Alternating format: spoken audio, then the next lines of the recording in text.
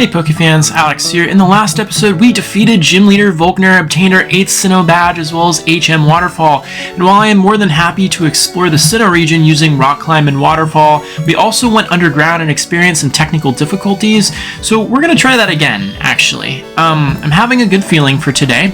I really just want to show you the game mechanics of this. It shouldn't take very long, but let's go ahead and do this, and I'll see you on the other side. Alright, and we're here. If you remember from the last episode, the guy told us to go underground and come back up.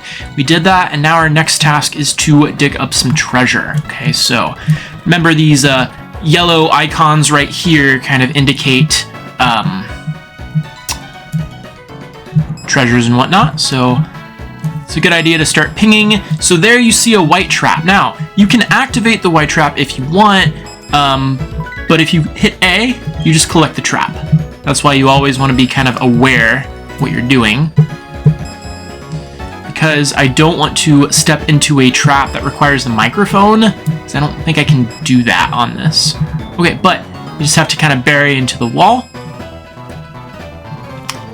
And the idea with this is, I think I already explained it actually. So yeah, I'm just gonna go for it. Ooh, a shard. Let's see. Now some of these are kind of tiny, so I don't wanna, oh there we go. I dug everything up. Told you, good day today. Okay. Now where else could some treasure be? Probably around here? There we go. Now, in the last episode, I believe we saw a heart scale, but then everything crashed and we weren't able to obtain it. Heart scales have direct consequence on the game. They allow you to remember old moves that you forgot. There's a guy in Pastoria, very useful. Please take advantage of him whenever possible, and I'll try to show you that, because I really want a heart scale. Okay. Okay, now I don't want this to crash, so what we're going to do is we're going to bury a sphere in the ground.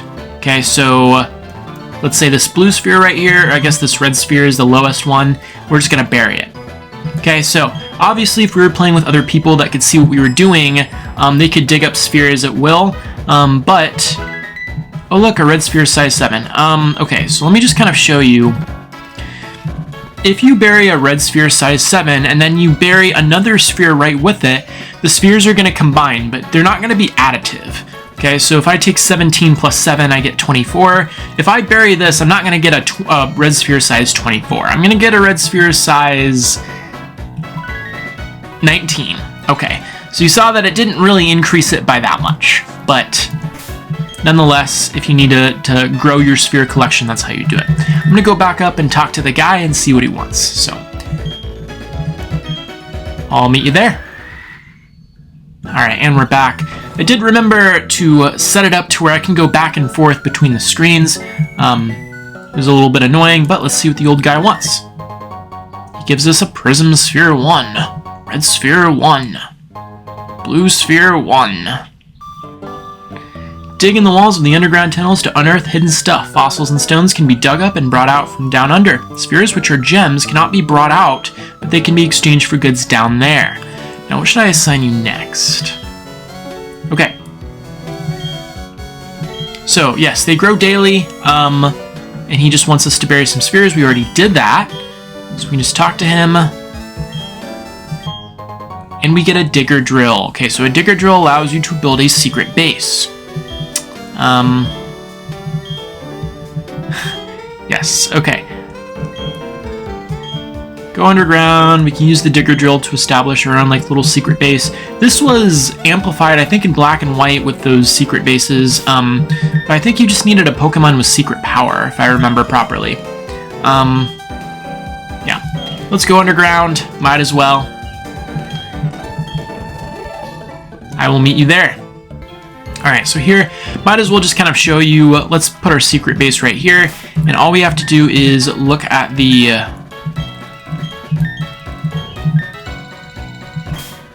let's see, what do we do? Yeah, I guess it's under traps. and we use a digger drill. Sure.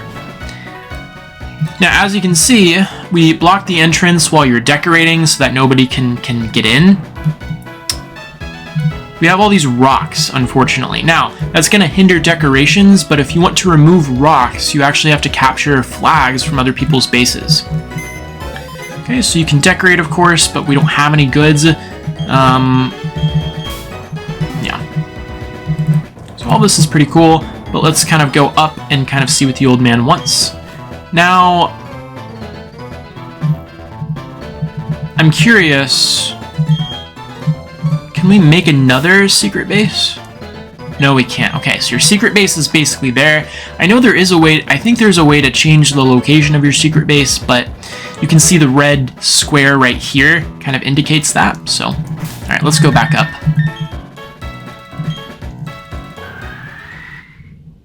All right, we're back. Let's see what the old man wants now. Ah, you made your secret base. Excellent. I thought I might have been asking too much of you, but you did it. Well done. Take these as your reward. Wow, a plain table. I don't know how he's sending it to the underground PC, but somehow he's doing it. Baniri. Incidentally, a digger drill can be used only once. If you wish to move your secret base, you'll need to obtain another digger drill. You can trade a sphere for one underground. Interesting. Okay, final test, so we're gonna just decorate it. Alright, fine. That sounds reasonable.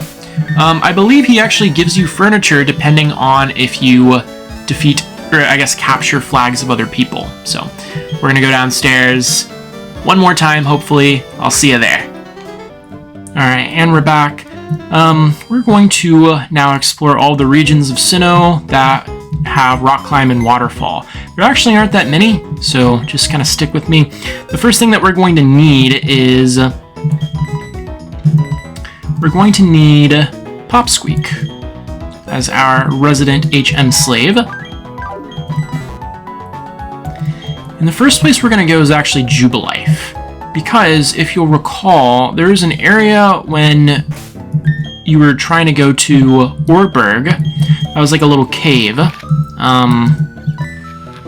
We didn't fully explore that cave. I think the only thing left to do was something involving the HM strength, which we didn't have at the time. So I'm going to go ahead and speed up, at least like fast forward through some of this. I know I said Jubilife, but we can get there from Orgberg. Okay. Hi, Psyduck. Okay. For some reason, like, you ever have it when you're playing a game and then nothing goes your way that day? Like, all the underground stuff was fine, but I just keep forgetting stuff, and it's starting to irk me.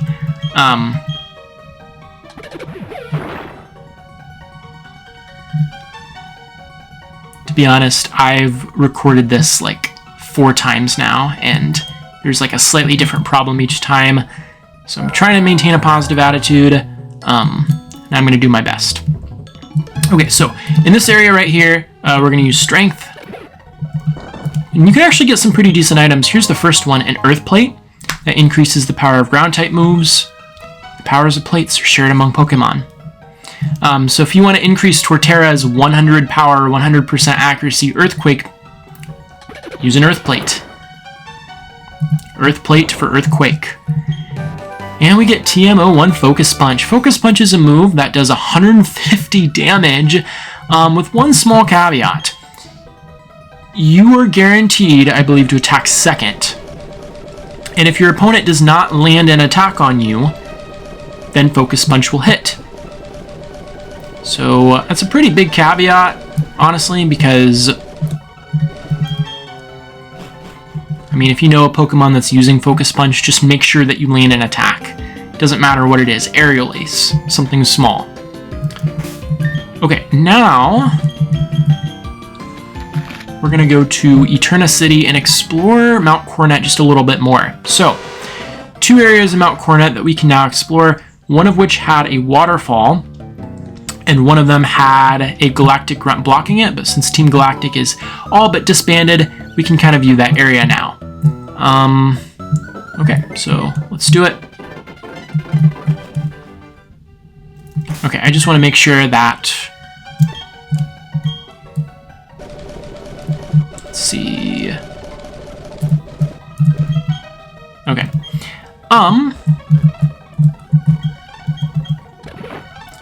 So, the idea is Mount Coronet has two halves, a top portion and a bottom portion.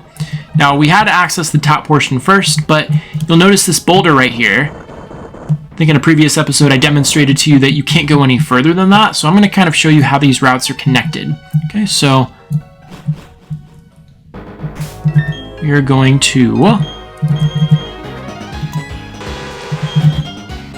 fly down to, I guess Heart Home City would be a good place to go.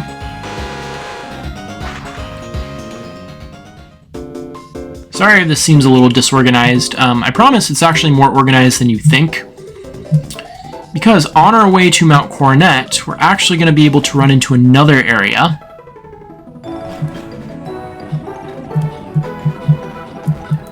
Okay. And it's the area down here. Alright, so let's use Rock Climb over here. We're going to be met with a hiker who's going to battle us. Call me the Echo Man. Battle with me. Yahoo!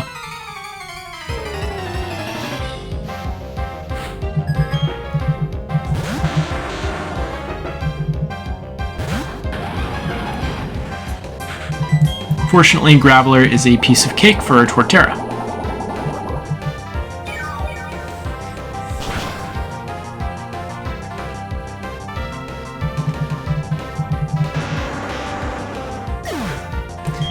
Alrighty. Ooh, a Probopass. Remember, we caught a Probopass. No complaints there. Okay. So, the hidden item is going to be behind this rock. Star Piece can be sold for, I believe, 5,000 Poké Dollars. And we're going to go down here and use Waterfall.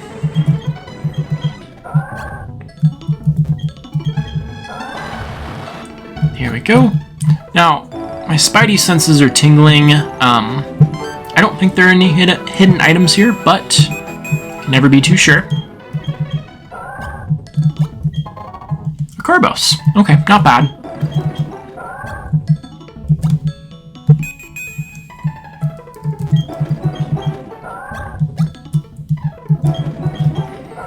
Alright, to Mount Coronet.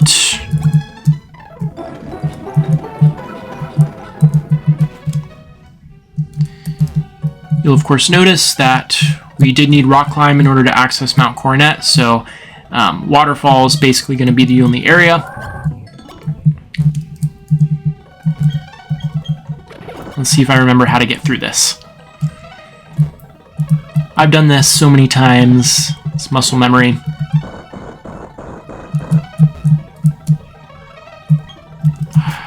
Except the repels.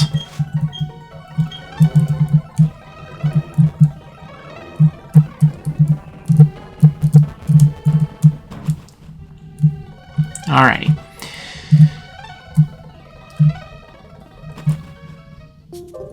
Now we have the snowy regions. Apparently you can fly from the snowy regions, which I'm very grateful for, honestly. Now here's kind of the first cave that we can enter.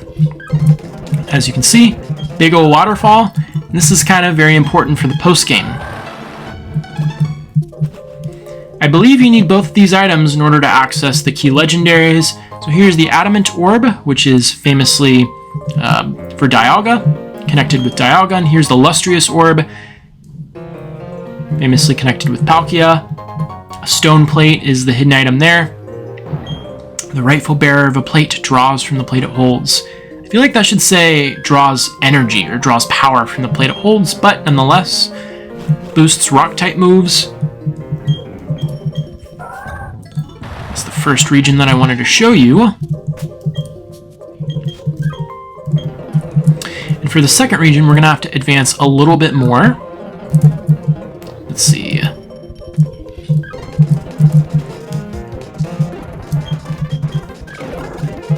Okay, so... I think it's this cave. Yep, okay. So, before there's a galactic grunt blocking this cave right here that you can see there. So we're going to access that.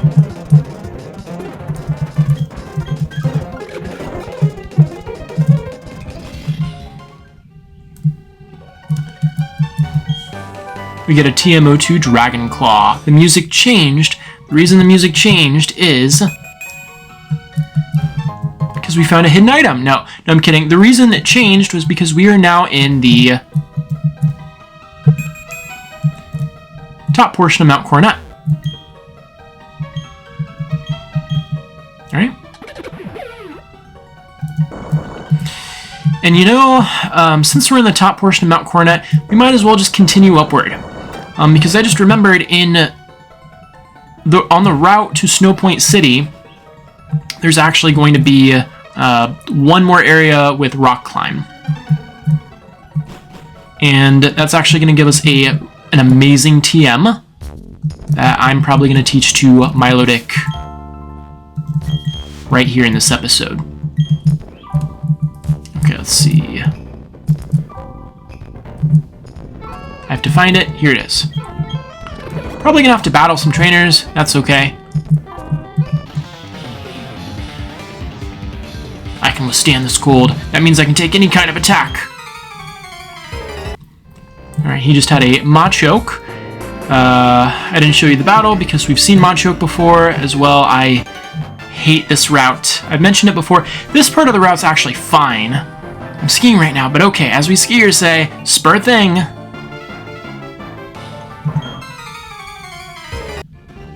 Spur thing. Sure. Okay. Wow. Quite the perimeter, lady. The fun things about winter. 1, skiing, 2, Pokemon. Alrighty. Of course, I have to occasionally make sure there are no hidden items. Get a mental herb. I don't even know what that does, honestly. Wow, there are a lot of items here.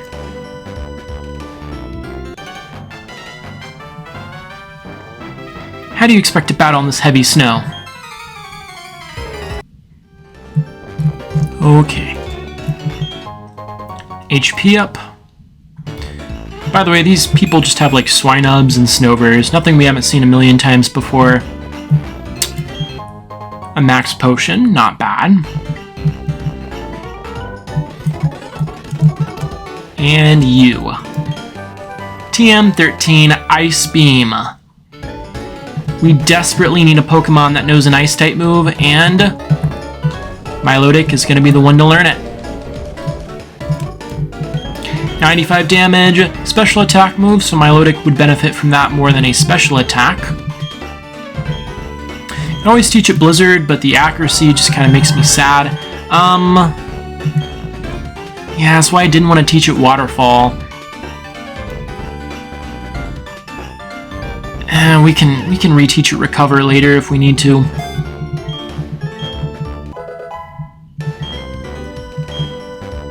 That's going to be super fantabulous for us. Now, I think that's it in Mount Coronet in this area. So now we're going to go to Celestic Town.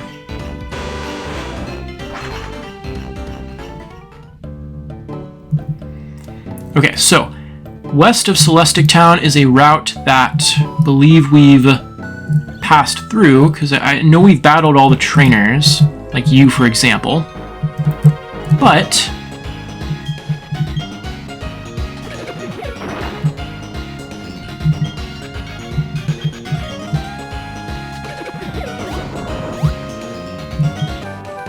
TM29 Psychic. Also a very, very good move. Now we're going to continue to stay here because we're going to go east of Celestic now. I'm going to show you the ropes over there. Sorry, I don't have as much witty commentary because, like I said, I've used up all my wit today recording this several times, and also there's really not much to say. I mean, I'm just demonstrating the areas that you can now access after having all the HMs. And I think I'm doing a pretty good job of being efficient here, but everybody's going to want something different from these playthroughs, so I apologize if this is not what you want. You can always skip this and go to the next episode. That would make me a little sad, though. Okay, now, I think... yeah, there's a hidden item somewhere in the vicinity, but I just don't know where. Ooh, there it is, a meadow plate. I'm assuming that's for grass. When the universe was created, its shards became this plate. You've seen that in the movie Legends of Arceus, I believe. Not Legends of Arceus. The movie about Arceus. Where they have all the plates together. Like they go back in time. It was a really good movie.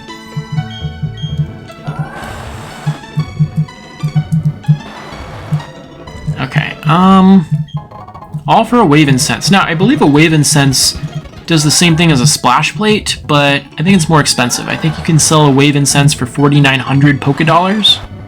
Really, any of the incenses. Okay, now we're almost done, but we can use Rock Climb here. Now, is there a hidden item here? Nope. Okay. Hi, Ace Trainer. Fine, I'll battle you only because... ooh, you're a dragon tamer. Oh, that's right. Gibble! Now remember, we caught a Gibble. And the last time that I recorded this video, Gibble used Dig, like twice. And I wanted to demonstrate that you can use Earthquake while the Pokemon is underground to do all that damage, like Gibble is doing right now. And since I am a Fire type, this is going to be super effective against me. So the smart thing to do would be to swap out. Anyway, when I used Earthquake, I actually missed 5 times in a row. Now, I knew the fog decreased your accuracy. I didn't know it decreased it to 0, basically. Okay, I unfortunately don't know... okay, we're gonna have to use Poison Fang.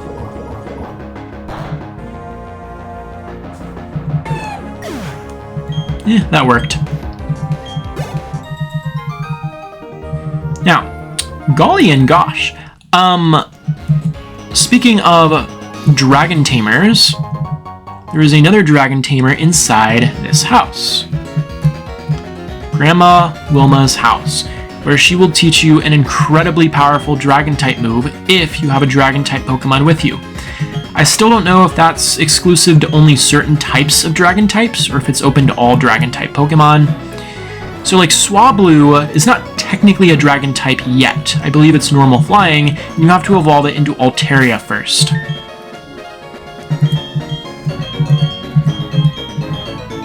Okay, just a couple more places I have to remember. Yeah, we're gonna go to Pastoria City. Yeah, Pastoria City.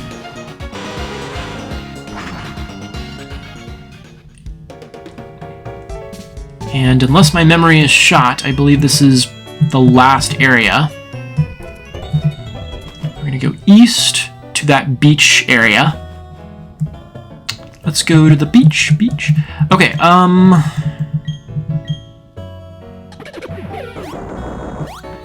now, I probably forgot an area or two, so apologies, but I'm doing my best to cover as many areas as I can. We got TM05 Roar. And, if I'm not mistaken,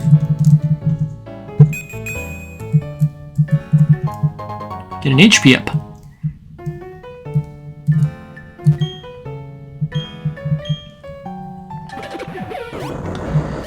Okay. By the way, did we get the hidden item over here? I think we did. Okay. Just checking.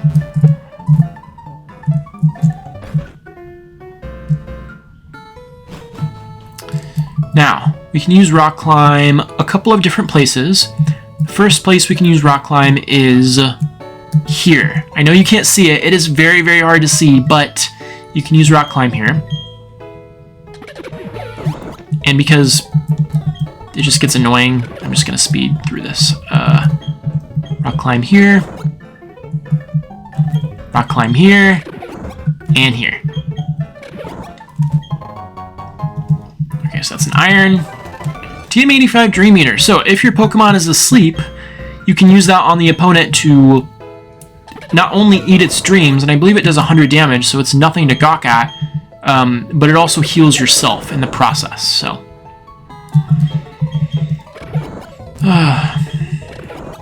Thank goodness I'm speeding through this, both for your sake and for mine. Now, there are a couple of houses as well. Or I think just one house. That coin toss is why we ended up in this musty, old, and stinky suite. The reservations were full up, but they managed to get us in here. We're finally alone, the two of us. If you'd leave, that is. This is something we don't need anymore. Will you take it? So he's bribing me so that I can leave the two of them alone. Wonder why they would want to be alone. Okay. Anyway, a protein.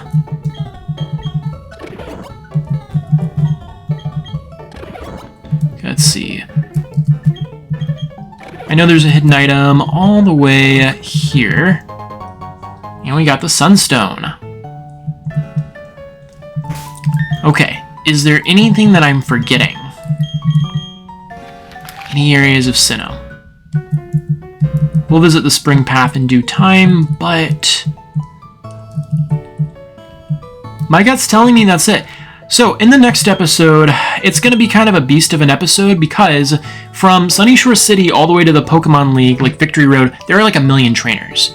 So I think I'm going to start off by showing you a legendary Pokemon battle. Unfortunately, we need to teach Magnezone a move called Thunder Wave. And as you can see right here, I named Magnezone Dipole because it has 2 poles just like a magnet. So in the next episode, maybe some legendary action, maybe some more underground, maybe some more trainer battles. I'll see you there. Have a great rest of your day.